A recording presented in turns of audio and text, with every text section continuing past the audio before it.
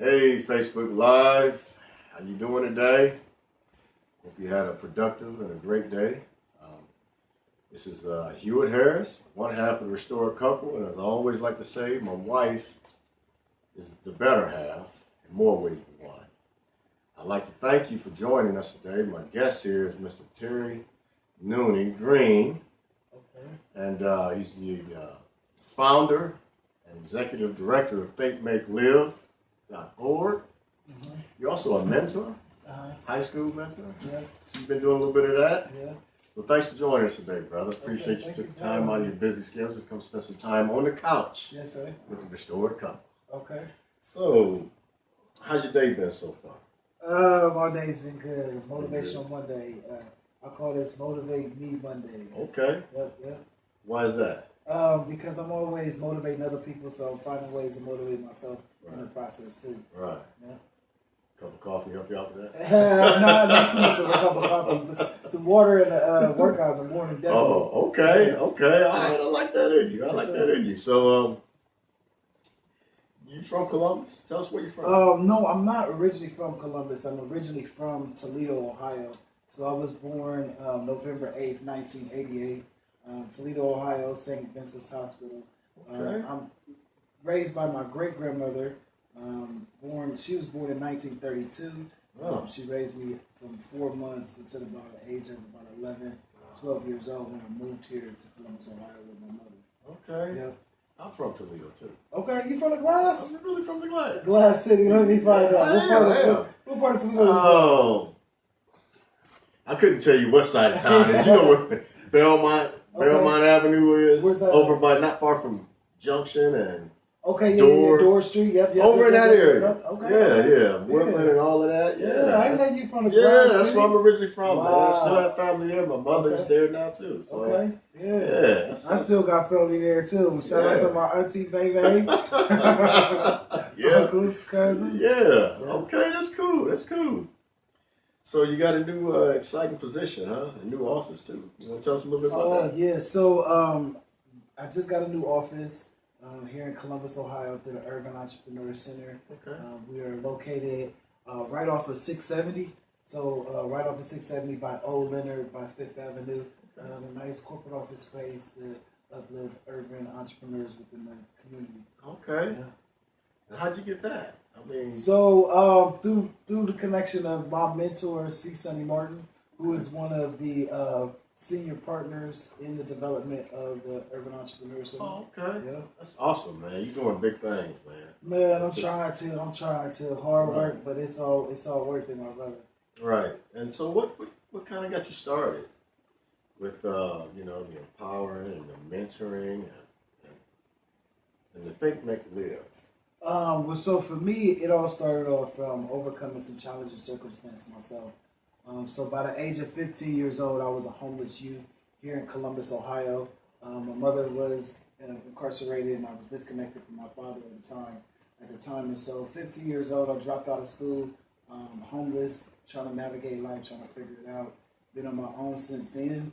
My sister was 13 at the time, and I remember living with my best friend. His grandmother allowed us to come stay with her, and that was the journey.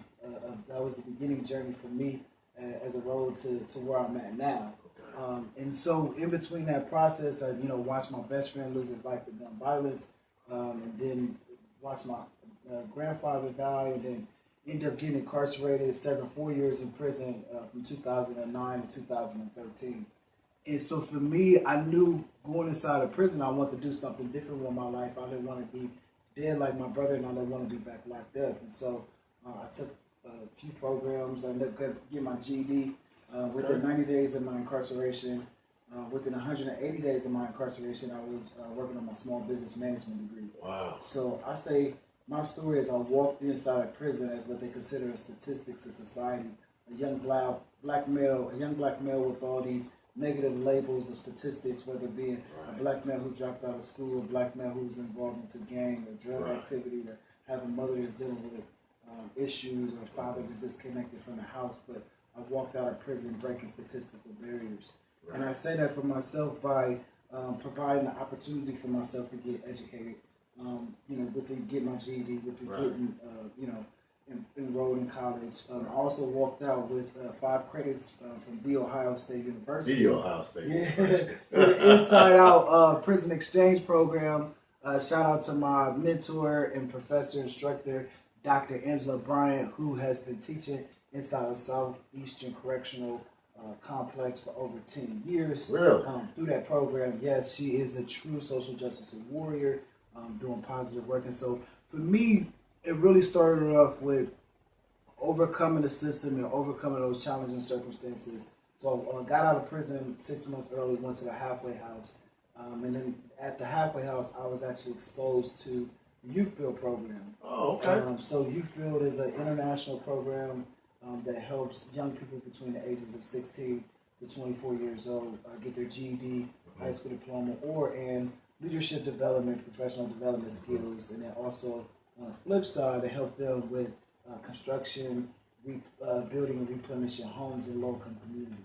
Okay. So for me, I was at the halfway house while I was going through the Youth Build program, and I said, it was a great opportunity to be able to get paid and get some leadership development and civic engagement working. So that was in 2012. Okay. So I started this journey off as a youth mentor, motivational speaker for young people that are experiencing the same challenging circumstances, maybe being affected by the justice system or at risk of the justice system, and being able to just be an empowerment to those youth, whether young guys or young girls, that's dealing with the challenging circumstances of overcoming the justice system. And so, that's the start of it.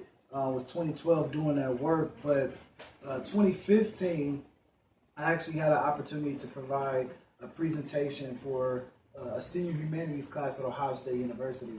So this time I found myself, Really? I found myself this time homeless again, but I wasn't homeless as a young adult. I was homeless as this man that was 24, 25 years old, trying to find housing, trying to find a job, trying to find all these different resources as being considered an ex-offender. And so for me, it was like, okay, I remember living with my aunt on a low-income apartment on the east side of Columbus, and I received a call from a professor, actually my mentor from Ohio State University, and she told me, she was like, I need you to come tell your story. She said, I need you to come tell your story about how you overcome the challenging circumstances, empowering young people to be motivated leaders within the community to break through those barriers and those challenging circumstances. And so Think, Make, Live actually started off as a 20-minute PowerPoint presentation in a senior humanities class at Ohio State University. It started off as a PowerPoint as me being a homeless man, going through mental health issues, going through trials and tribulations, going through circumstances. I had a job that was, putting stickers on the box and doing warehouse work all night. And now it's a social enterprise that consists of a for-profit consulting firm and a nonprofit community youth organization. Wow, that is outstanding. Yeah. To overcome all those challenges, like you said, the negative labels and the stigma of being an ex-felon and incarcerated. Right. Very challenging, difficult to get housing, employment. Right. So I just can't say enough about that, man. Your state of mind, when you go into a prison, and yet the first thing you're thinking about is education. I need to get my GED. Right.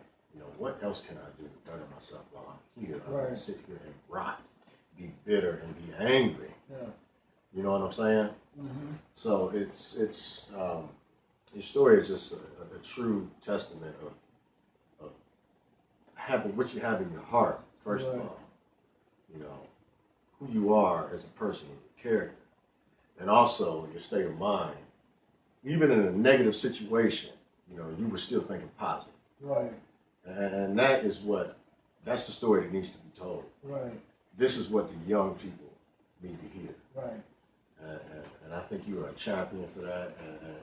And I Yeah. follow you. My wife and myself, we do follow you, and we appreciate you. And that's why we asked you to come and be a So, guest like, and chat with us, you know, sit here on the couch, you know. I mean, and so for me, it actually started. I mean, I remember when I was developing Think Make Live, it started off for me thinking about a book that I read when I was in prison. It was called As a Man Thinketh by James Allen. And the beginning of that book starts off with Proverbs 23:7.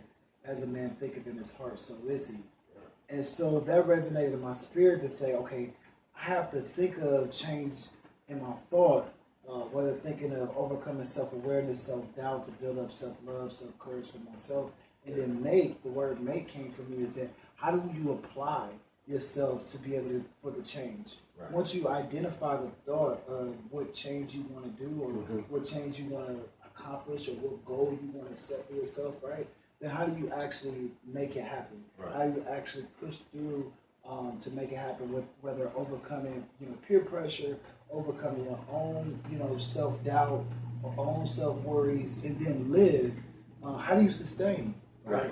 How do you sustain each and every day within the work, right? Within the work of, or within just overcoming, day-to-day challenges, whether re-trigger on trauma, or whether, bills issues, financial issues, right? How do you still sustain and want to live a positive life? And so, Think, Make, Live for me, I realized that it's not about just my Think, Make, Live story, but we all have one, right? I tell someone who's inspired to work out or lose weight or something, first you have to think of going to the gym, and then you make the action of working out, and you live with the result of a nice body, right? Yeah. I tell a college student, right, you first think of going to school, applying yourself, and making the action of going to school and live with the result by getting a college degree. Right. Shout out to all our 2019 graduates, whether high school or college. They're old. We saw you. Yeah, that's interesting the way you broke that down. I don't think most people can take that thought, that train of thought, and break it down like that the way you did. I know there's times I've thought about things and I never, say, well, I think we all do it subconsciously. When you think about something. Okay, so the next thing to do after you formulate a plan is to put it in motion. Yeah. But to actually take the word think, make, live, and promote that, and use that as your platform, I think that. So you're a man of faith. You're talking about Proverbs. And so tell me a little bit about how faith has helped you throughout this journey. Well, especially when it was bad. Well, to me, faith, I always been walking by faith. Right. I believe I was walking by faith even when I was out there in the streets and when I was out there doing work. But for me, when I was incarcerated, I remember keeping that connection that I have with my great grandmother, and she told me to read Psalms 91 in the morning and night. And so I allowed Psalms 91 to continue to resonate in my spirit throughout my whole time that I was incarcerated. And when I got out of prison, I actually reconnected to my old church, Refuge Temple 555 Moeller, Columbus, Ohio. So that's right now. Refuge Temple, Bishop Robert O.E. Keys, my pastor, my mentor, truly allowed me to come back inside the church and be able to be involved in the church, being involved with some of the youth events that we do, community cookouts, also being involved in the Black History Month program. And so for me, and my pastor has been my mentor throughout the whole process of my transformation from coming out of prison to where I'm at today. And so faith for me is the substance of life, and I'm not who I am without faith. Absolutely. I'm nowhere without faith, and that's what I live by. Right. It's a way of life. Yeah. My wife and myself, it's a way of life. Yes, sir. Faith is the substance of things hoped for. The evidence of things cannot see. So without faith, it's impossible to please God. Right. I just, I like to ask my guests that, because because I just believe that it is so important to be rooted and grounded in faith. Right. You understand what I'm saying? Right. So to overcome challenges in life, you know, there are people out there in the world that are doing a lot of great things that don't acknowledge that God even exists. Right. You know, so since it's right, only just as well as the unjust. But I do believe that remarkable stories like yours, you know, you don't go from this here having struggles and challenges and making a few choices that you like to do over. You know, you don't go from that point in your life to having a platform that you have now. I mean, you're all over the place. You know, I see you in Philly. I mean, and I tell from my story is because, you know, and of course I'm a national consultant. I travel, but Right. if you once you really hear my story, understand that it started off from just a PowerPoint Yeah. while I was homeless. And sometimes people think that's cliche because you hear a lot of people that's successful and it comes from this crazy story, right? But I feel like it's empowerment for those who may have gone through something right now, going through a challenging circumstance, maybe in the fire right now. Yeah. Listen, that's when God can be able to work through you most. Yeah. And I believe that's what He was doing for me. Is when I was living with my aunt and I had the opportunity to go tell my story. I didn't know. And this was literally 4 yeyears ago. This was 2015. And here it is, 2019. I didn't know that 4 years ago, you know, as a homeless man creating this 20-minute presentation that I would be saving lives all over the country. Impacting lives. You know, impacting Right. lives all over the country. Speaking, I just was in Philadelphia. Yeah. I was in D.C. I'm on my way to Chicago. Yeah. Got an opportunity to go to Rhode Island. I'll be back in Pittsburgh, Florida coming up. I mean, I got so much stuff going on. But for me, it's like I'm a humble person. Yeah. Like, people don't understand. Like, sometimes when people see me on the outside, they think that I'm some form of cocky person or something. But I'm more of a humble person of giving back. Yeah. And really understanding the power of service. Right. And understanding the power of my purpose here as a servant. And understanding that being able to inspire other young people and motivate them that seeing my life as hope. Right. Seeing my life as you may be going through situations right now, and I just know from some of the young people that I'm working with that has mothers that's on heroin or a father that's never coming home, right? Or, you know, I even have some young people that mother and father died right before their eyes, right? And so you hear these stories and you say, how do you inspire them to keep pushing through? How do you inspire them to keep being motivated and keep going, right? And that's what I'm doing this work for. That's my humbleness. That's my gift of service to this work. I mean, there's times that I travel and there's times that I speak and I still speak, maybe sometimes for free, and sometimes I, you know what I'm saying, get opportunities where, you know what I'm saying, shoot, they pay more than Gotta it eat. is, right? You know what I'm saying? Right? But, I mean, for me, I just understand that you know, service and volunteerism is really what got me to where I'm at now. Is understanding there was opportunities and doors that opened up for me to be able to be a service to other organizations, whether volunteering my time, whether giving back. And what has ever done for me is it gave back to me. It's been giving back to me. Sometimes it may not be monetary, but it can be some form of social capital, some form of resource, some form of connection, some form of aha moment. Right. Sometimes people don't understand, like, being in a space to get an aha moment feels better than getting a check. Yeah. Because that aha moment can probably be something so powerful to shift the narrative of your life that make a bigger impact for someone else. Absolutely. Right? And I realized that going into different conferences, going to different events, being able to connect with, you know, a lot of different high substantial people. I had an opportunity 2017 on the stage with Eric Holder, who was a former Attorney General of the U.S., being, you know, connected with Joyce Beatty, being connected with local elected officials doing positive work inside the community. I believe that where I'm at is only the beginning of my stage. I'm only just getting started, and I'm ready to embrace the challenges as much as the successes. I'm ready to be impactful for many more lives, and really live out my legacy. I know what my legacy is going to live out to be, Yeah. and I'm living it right now. And you're fulfilling your purpose in Yep. Christ. I mean, you're fulfilling your purpose, and you're ahead of the curve because you already know that we are here to serve others. So you already know that. You just said. And that is the foundation for the movement. Right. Empowering other people, mentoring other people. It's a life of service, giving back.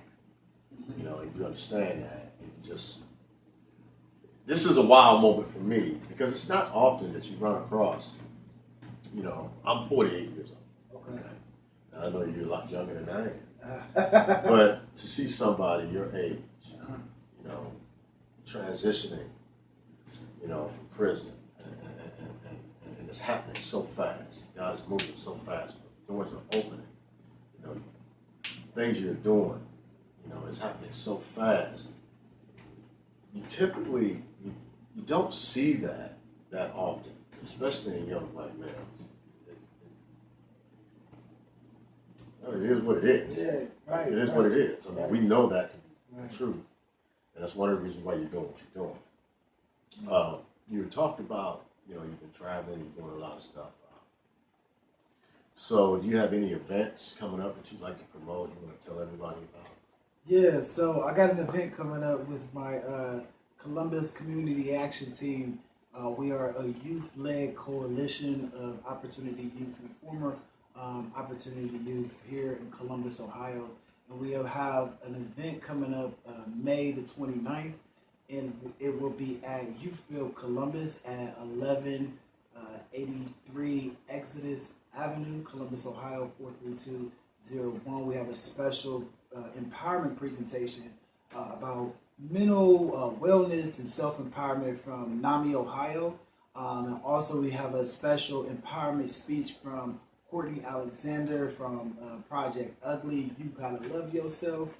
And so listen, it's National Mental Health Month, and we want to be able to motivate young people to be able to have positive thoughts, to be able to have good clearing thoughts, self-empowerment. So come out on Wednesday, May 29th, 5:30 p.m. There will be free food provided by our sponsor, Average Joe's, free pizza and sliders. We'll also have some other special resources and vendors, and we're going to have some other little surprises. So come on out Wednesday, May the 29th at Youth Build Columbus, 1183 Exodus Avenue. But I do want to say one more announcement. Hey, but this is not something that's coming up so soon, but my book is about to come out. What? Yeah.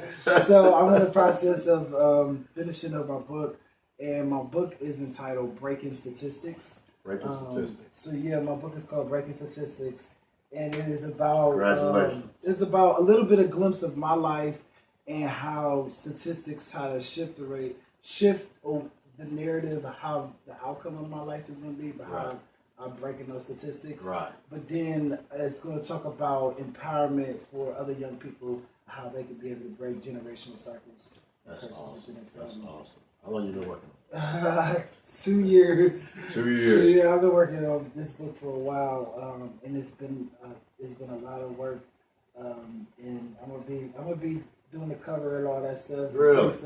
So this is a little sneak peek for everybody that's following me. Hey, congratulations! You know, so yes, breaking statistics. Yeah. Congratulations, and I know that anything worth having, you do have to work hard for it. You got to put a lot into it, but you also get a lot out. You know, in more ways than one. Mentoring people and doing the things that you're doing, I'm sure it's very rewarding. I'm glad you came and you sat down with us on the couch and had a conversation with the restored couple. Okay. And, you know, you got a lot of followers out there. I know, you know, and so how can people connect with you on Facebook, social media? Okay. You know, just give them some ways that they can connect with you and follow you. Well, I got a few ways you can follow me. So you can follow me on my personal Facebook page at Terry Nunnie Green. Or you can follow me on my personal Instagram. That's Nunnie Noon, NUNNIENOON. or you can follow my business page, which is Think Make Live at Facebook, or our Instagram page at TML Youth. So support Terry Nunnie Green, Think Make Live. I appreciate you for allowing me to come and sit on the couch and have this interview. Hey, thanks for coming, brother. I mean, it is a company. Peace. Facebook.